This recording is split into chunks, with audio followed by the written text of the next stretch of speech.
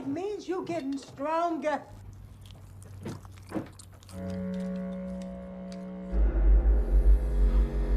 Hai gengs, welcome back to Sempuras. Kali ini gue kembali bakal ngasih spoiler lagi nih, atau alur cerita sebuah film yang berjudul Spell. Film ini mengangkat kisah seorang pria yang terjebak di rumah seorang dukun. So, tanpa berlama-lama, mending kita tonton aja yuk. Let's check it out. Film ini diawali dengan seorang pria bernama Mark yang sedang bersiap-siap berangkat kerja. Ia adalah seorang pengusaha yang memiliki keluarga bahagia. Terlihat dari ia masih menepok pantat istrinya.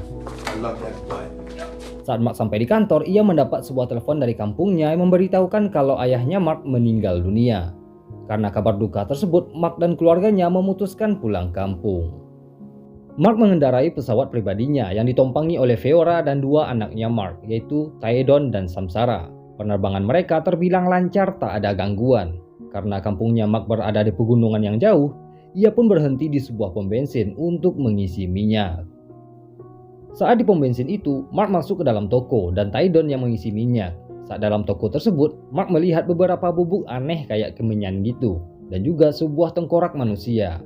Karena ia udah tahu dengan tradisi orang-orang pedalaman, Mark memilih tak ambil pusing dengan benda-benda tersebut. Di sisi lain, saat Taedon sibuk mencari sinyal HP, seorang pemuda aneh menyapanya. Pemuda ini menanyai apakah Taedon anak orang kaya dan juga melihat HP-nya Taedon. Setelah menunjukkan tatapan tukang begal, pria ini menanyakan kemana tujuan Taedon. Setelah Taedon menunjuk sebuah bukit kampung halaman ayahnya, pria ini langsung ketakutan. Ia pun tersenyum nyengir dan bergegas pergi. Saat Mark bersiap berangkat, polisi tiba-tiba mendatangi pesawatnya. Karena surat-suratnya lengkap, polisi ini tak bisa berbuat apa-apa. Tapi karena Mark mengatakan tujuannya ingin pergi ke Cypress Ridge, polisi ini juga bergegas menyuruh Mark pergi. Mark kembali melanjutkan perjalanan. Untuk sesaat perjalanan masih aman-aman aja. Tapi saat ia memasuki daerah perbukitan, cuaca mulai tak bersahabat. Pesawatnya mulai mengalami turbulensi, diserang badai dan sampai disambar petir. Sampai pada akhirnya pesawat tersebut mengalami kerusakan mesin dan jatuh. Mark terbangun di sebuah ruangan. Ya, ia selamat dalam kecelakaan tadi. Karena kecelakaan tersebut, kakinya Mark mengalami luka. Tapi karena ia tak melihat anak dan istrinya, Mark tetap memaksakan berdiri dan seketika ia jatuh kesakitan. Mark tetap memaksakan berjalan. Saat ia melihat ke jendela, ia berada di sebuah peternakan terpencil. Seorang wanita tua datang ke kamar itu. Ia bernama Alice. Ya, ia yang menyelamatkan Mark. Saat Alice membantu Mark kembali ke ranjang, Mark menanyakan di mana anak dan istrinya. Tapi Alice tak pernah menjawab pertanyaan itu. Ia hanya membicarakan semua hal-hal yang berhubungan dengan mantra. Karena Mark benar-benar rusuh menanyakan keluarganya, Alice akhirnya memanggil suaminya dan anaknya. Suaminya Alice ini bernama Earl dan anaknya bernama Louis. Saat Mark telah diangkat ke ranjang, Earl mengatakan kalau Mark kecelakaan dan di dalam pesawat hanya ada Mark seorang diri. Lalu, Mark bersikeras ingin mencari keluarganya. Karena ia memberontak, Alice mengeluarkan sebuah botol berisi serbuk ajaib. Saat serbuk tersebut ditiupkan ke Mark, Mark langsung tak sadarkan diri.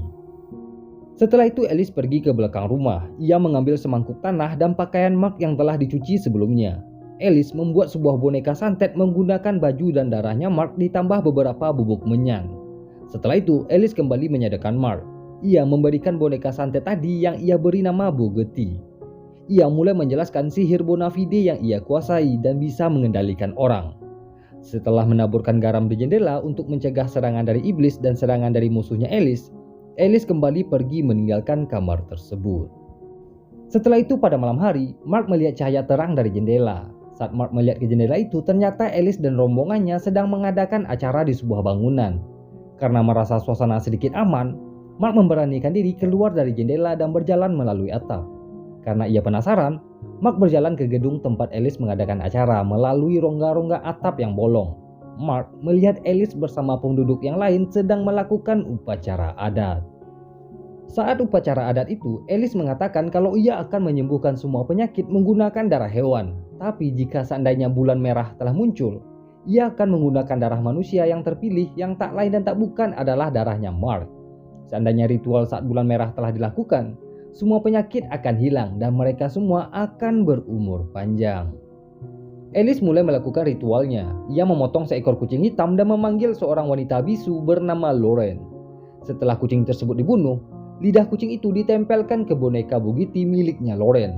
Setelah lidah tersebut ditempelkan, Alice menggosok-gosok keningnya Loren dan perlahan-lahan Loren mengeluarkan suara dan bisa bicara. Setelah itu seorang pria tua bernama Julius juga diobati. Ia mengalami kebutaan setelah mengalami kecelakaan. Alice menyuruh Earl mengambil mata kucing tadi dan ditempelkan ke Bugatti miliknya Julius. Setelah itu, Earl memberikan sepasang mata kambing pada Alice. Saat mata tersebut ditempelkan ke kelopak matanya Julius, Julius seketika bisa melihat. Tapi saat ia melihat ke arah atap, ia melihat Mark sedang mengintip dan langsung berkata kalau ia melihat seseorang di atap. Setelah mendengar semua itu, Alice langsung memeriksa atap dan Mark bergegas kabur kembali ke kamarnya. Alice langsung memanggil Louis dan memeriksa kamarnya Mark, sedangkan Mark terseok-seok berjalan sampai akhirnya berhasil kembali. Saat Alice memasuki kamar, Mark berpura-pura mengalami mimpi buruk dan membuka jendela agar udara segar bisa masuk. Karena tak ada hal yang mencurigakan, Alice kembali meninggalkan kamar tersebut. Setelah itu Mark bermimpi dengan ayahnya saat ia disiksa oleh ayahnya sendiri. Lalu saat Mark terbangun, ia melihat semangkok sup berada di sampingnya. Karena ia kelaparan, Mark memakan sup tersebut dengan lahap dan untungnya benar-benar enak. Lalu Alice kembali lagi ke kamar itu dan benar-benar senang Mark menyukai sup yang ia buat. Sehingga Alice memutuskan kembali ke dapur menambah sup tersebut. Saat Alice ke dapur, Mark diam-diam mengambil gantungan yang ada di lonceng, dan gantungan lonceng ini akan ia gunakan untuk membuka pintu.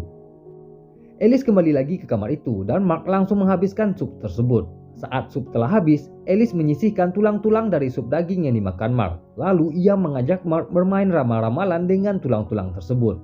Mark pun menolak, tapi Alice berkata kalau ia tahu Mark memiliki garis keturunan dukun ternama, yaitu ayahnya. Seketika Mark terkejut mendengar Alice mengetahui semua itu. Ya, ia dengan sengaja kabur ke kota sejak kecil agar ia bisa terhindar dari ajaran ayahnya yang mendidik ia jadi seorang dukun. Alice memujuk Mark agar ia mau melempar tulang-tulang tersebut, tapi Mark tetap tak merespon. Sehingga Alice pun menyerah dan memutuskan pergi meninggalkan kamar itu. Tapi ia lupa membawa tulang-tulang tersebut.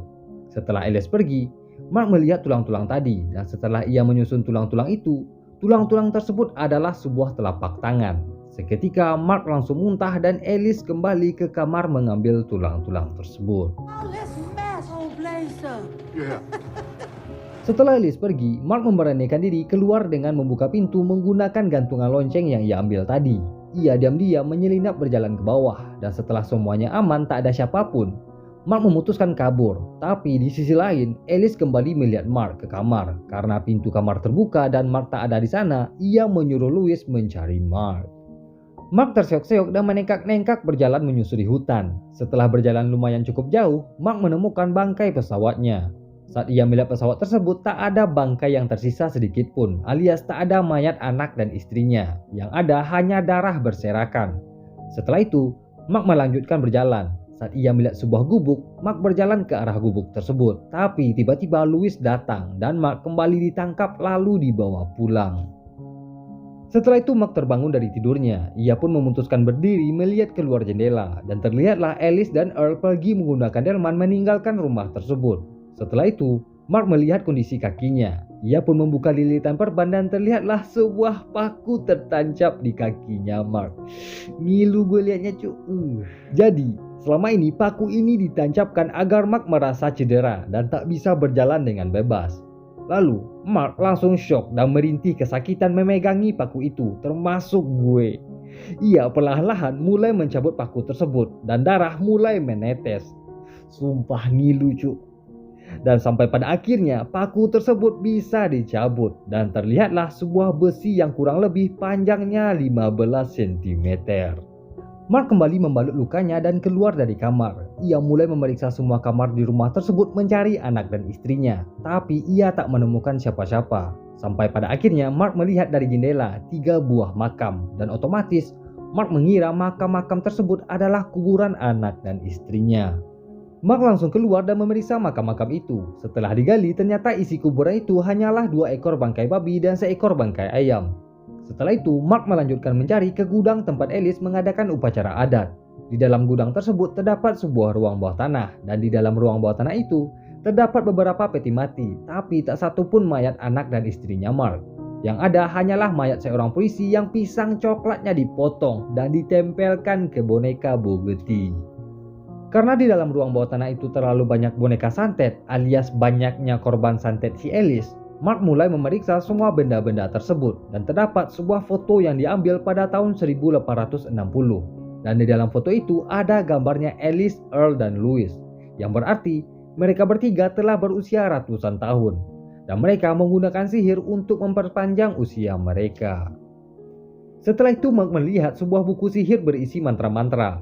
Di dalam buku tersebut terdapat tutorial meracik serbuk sihir dan membuat boneka Bugatti. Dan juga terdapat keterangan ritual pada saat bulan merah, yaitu menyuruh orang yang terpilih memakan daging anak keturunannya sendiri. Seketika Mark teringat dengan sup yang ia makan, yang pastinya diambil dari anggota tubuhnya Tydon. Setelah itu Mark mulai membuat sebuah boneka Bugatti sesuai tutorial yang ada di buku mantra tadi. Dan tak lupa ia mengambil sebuah serbuk yang sebelumnya dipamerkan oleh Alice. Sebuah serbuk yang bisa membuat orang tak sadarkan diri.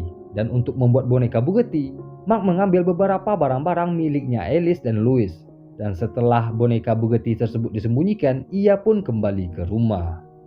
Saat berada di rumah, Mark mendengar suara HP berbunyi. Ia pun mencari HP tersebut dan berhasil menemukannya. Tapi di sisi lain, Alice dan Earl kembali pulang.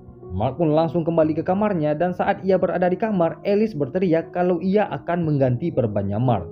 Setelah mendengar teriakan itu, Mark kembali mencari paku tadi dan dengan terpaksa ia kembali menancapkan paku tersebut ke kakinya.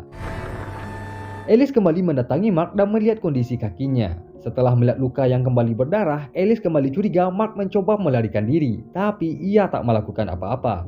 Setelah Alice pergi, Mark langsung menghubungi polisi dan ternyata yang menjawab adalah polisi yang bertemu dengannya di pom bensin. Polisi ini mengatakan kalau istrinya Mark beserta anaknya 5 hari yang lalu datang melapor ke polisi dalam kondisi luka-luka. Tapi mereka hanya datang berdua, tidak dengan Tydon. Setelah itu Mark mengatakan kalau ia ditahan dan disekap oleh Alice. Untungnya si polisi mengetahui lokasi rumah tersebut dan kebetulan ia berada di sebuah ladang dekat rumah itu. Setelah melaporkan semua itu, Mark kembali mencabut paku yang tertanam di kakinya. Si polisi akhirnya datang dan Mark bersiap untuk kabur. Tapi tiba-tiba Alice datang dan langsung mengambil boneka Bugatti-nya Mark. Ia mengibaskan boneka tersebut dan seketika Mark langsung terpental ke ranjang. Alice menekan keras boneka itu dan Mark langsung kesakitan seperti orang sedang ditimpa beban berat. Agar Mark tak bicara, Alice mencabut lidah yang ada di boneka tersebut. Seketika Mark tak bisa bicara dan tubuhnya Mark diikat oleh Alice melalui boneka itu. Mark mencoba berdiri dan berjalan ke arah jendela. Saat ia berteriak memanggil si polisi, suaranya tak bisa keluar. Lalu karena si polisi mendapat panggilan telepon dari rumah itu, ia kembali menghubungi nomornya Mark. Tapi sayang ketika telepon itu dijawab, Mark tak bisa berkata apa-apa. Setelah itu Mark langsung mengambil lidah Bugatti yang dibuang Alice tadi. Tak lupa ia juga mengambil botol berisi serbuk dan juga boneka Bugatti-nya. Ia pun memutuskan kabur keluar dari kamar. Tapi saat ia baru sampai di bawah, ternyata Alice dan Earl telah menantinya. Tapi karena Louis tak ada, Mark akhirnya berhasil kabur. Malam pun datang dan malam itu adalah malam bulan merah. Saat Mark berjalan dalam kondisi tangan masih terikat di tengah hutan, ia tak sengaja bertemu dengan si polisi. Mark langsung menaiki mobil dan memasang lidah boneka Bugatti tadi. Setelah ikatan boneka itu berhasil dilepas dan Mark kembali bisa bicara, Mark langsung menceritakan semuanya pada si polisi. Dan setelah mobil tersebut berjalan beberapa saat, mobil itu ternyata kembali dibawa ke rumah Alice. Dan ternyata si polisi ini adalah salah seorang dari anggotanya Alice. Mark kembali ditangkap dan ternyata anak istrinya masih hidup. Tapi mereka tak bisa berbuat apa-apa karena berada di bawah pengaruh sihir. Karena Mark terlalu banyak berontak, Alice kembali meniupkan serbuk ajaib. Seketika Mark tak sadarkan diri dan dibaringkan di atas meja ritual. Saat Alice bersiap menyayat tubuhnya Mark langsung bangun dan menusuk Earl dengan paku. Jadi ternyata saat Mark berada di gudang siang sebelumnya, ia mencampur adukan serbuk ajaib miliknya Alice sehingga serbuk tersebut tak berfungsi.